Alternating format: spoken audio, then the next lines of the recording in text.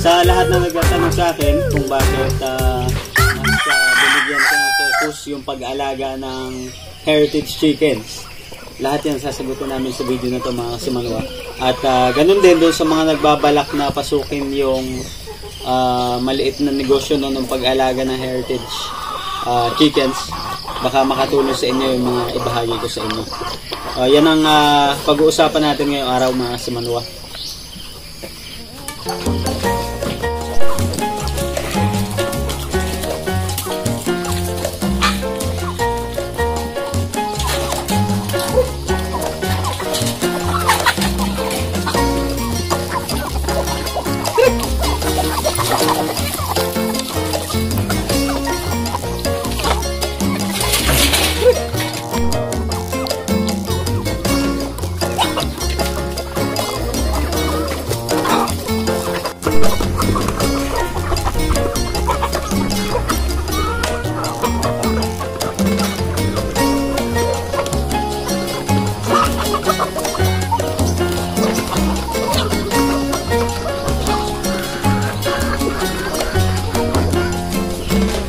Yung pagkain natin sa kanila ngayon mga kasimanwa, trigo.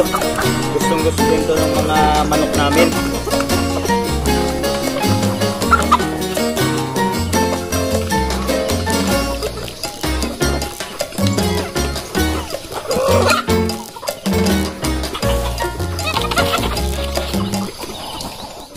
So bago ang lahat mga kasimanwa, batiin ko lang yung mga sumusubaybay sa atin.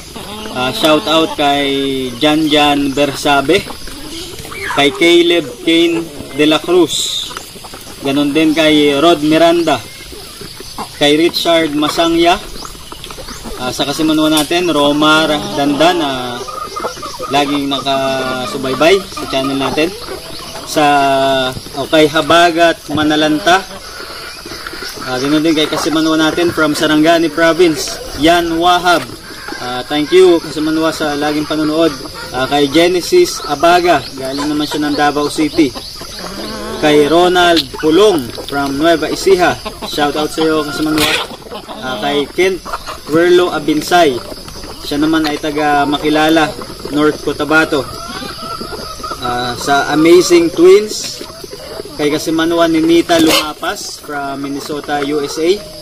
Happy viewing po sa inyo yan. At kay Lara Mulida.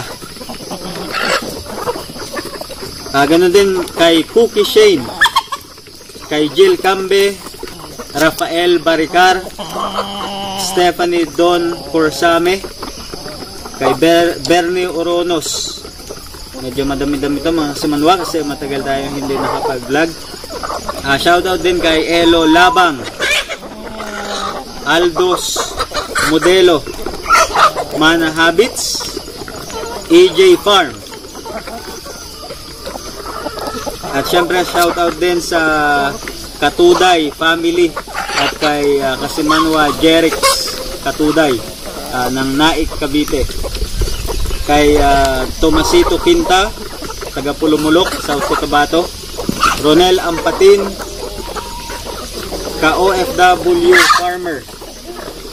LB May Silosa, Chicken Pet Lover, Points North Garden, Gerardo Garcia at Mark Nico Javier Artes. So maraming salamat mga kasimanwa sa laging panonood sa channel natin.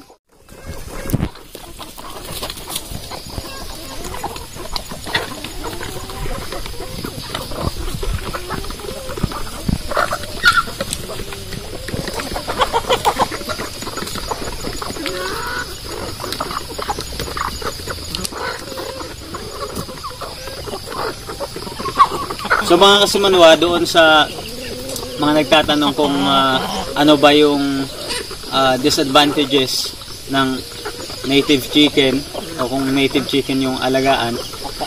Actually ito naman mga kasimanwa, base lang sa yung kung ano yung naging obserbasyon ko. At syempre ganun din kasi nga nakatira kami dito nasa isla kami. Halos lahat kasi dito mga kasimanwa may mga alagang native chicken. Kaya nung nagsimula akong yung seryosohin ko talaga yung pagmanukan, nagdesisyon ako na mas mag-focus ako dun sa mga heritage breeds.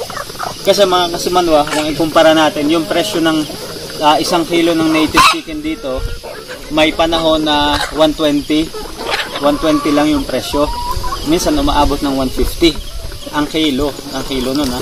So kung isipin mo, yung presyo na yung mga kasimanwa, pareho lang ng halaga ng bagong pisa na sisiw ng mga heritage breeds kagaya ng Rhode Island Red, Barred Plymouth Rock, Australian Orpington at madami pang iba.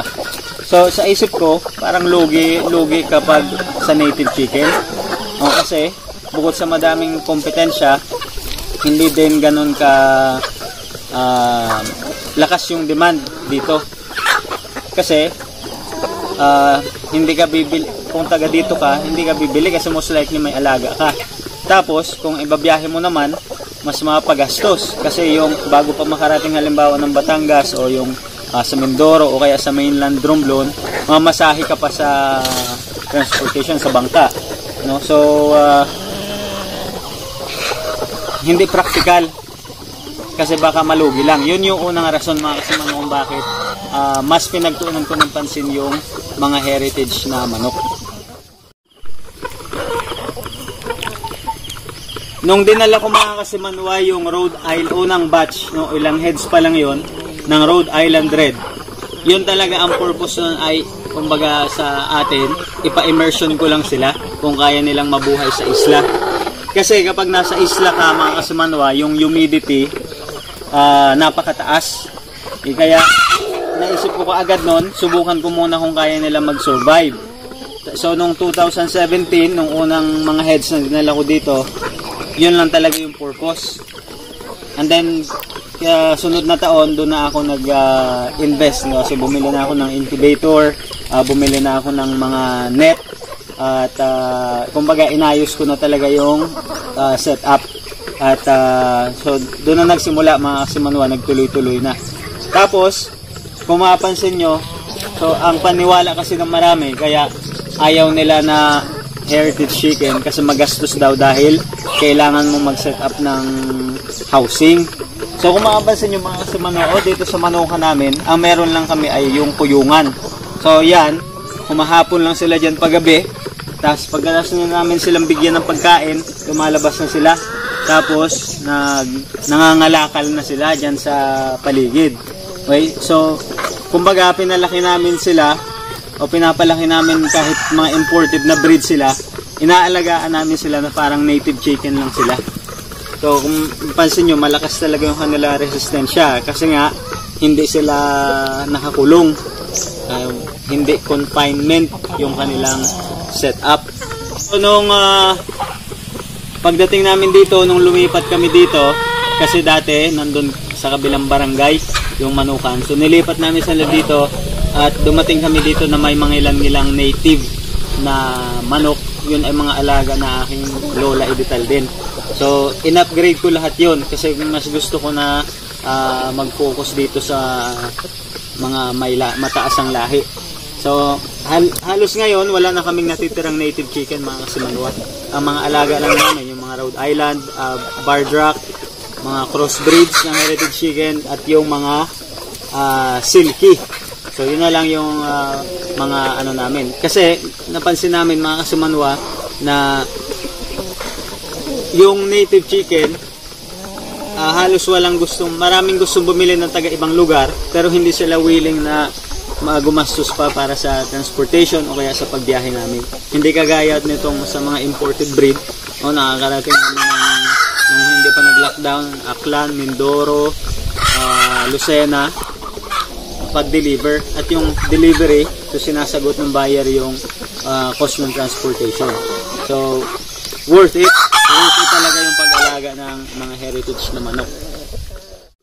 Nung una, ang plano ko ay magpadami ng mga babaeng heritage para pangitlogin pang commercial, yung table eggs.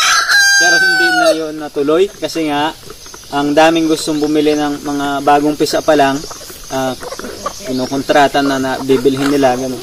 So nag-focus na lang muna kami sa breeding. Okay, so ngayon nandito tayo mga Simanwa sa breeding area nitong mga Rhode Island Red. At kung makita nyo dito, binaklas namin muna yung kanilang pasilungan kasi bababaan namin ng konti. Minsan yan sila mga Simanwa, dito sila humahapon paggabi. Pero minsan mga Simanwa, doon sila humahapon doon sa puno ng langka. Yan kung makita nyo, so, doon sila pumupwesto sa gabi. At kasi nga hindi naman sila nakukulong. Hindi namin sila kinukulong mga Simanwa dahil napansin namin nung una, gumawa kasi kami nung kulungan na gawa sa mga pinagputol-putol na niyog. Hindi maganda yung epekto kasi malungkot sila. Hindi sila nakaka-exercise. Minsan pinagdidiskitahan nila na tukain yung mga kasama nila.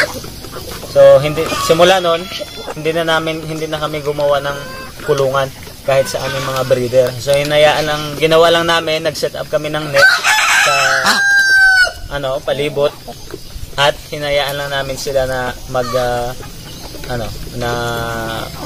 pag-alagala doon sa space na binigay namin sa kanila. So gaya na nasabi ko mga Simanwa, yung paraan ng pagpapalaki namin sa kanila ay parang pagpapalaki lang din sa mga native na manok natin dito sa Pilipinas. Hindi kami nagbibigay ng commercial vaccines at antibiotics. So sinabi ko na commercial mga Simanwa kasi kung matagal na kayo sumusubaybay sa channel namin, alam ninyo kung ano yung ginagamit namin pambakuna sa kanila. Tapos yung antibiotics, lahat yung mga natural na antibiotics na makikita lang namin dito sa mga tanim. Ang dami kasing tanim dito mga Simanwa. So, yun yung pinapakinabangan namin. Pagdating naman sa lasa ng karne mga Simanwa, pag gusto namin magtinola, kung napanood niyo yung video na pinatikim namin sa iba-ibang tao yung karne ng Rhode Island Red, so halos kapareho lang talaga siya ng lasa. Kasi depende naman talaga yan sa pagpapalaki. Dahil nga, nakakain sila ng mga damo, mga ano-anong insekto, malinamnam talaga yung karne ng ating mga manok. So lahat ng ito mga Simanwa ay base lang naman sa karanasan namin mismo sa nakalipas na 4 na taon. So sana magsilbi itong gabay kung nagbabalak nyo din na pasukin yung heritage chicken farming. So hanggang sa susunod mga Simanwa, magkikita-kita po ulit tayo. Ingat po kayo. Shazam!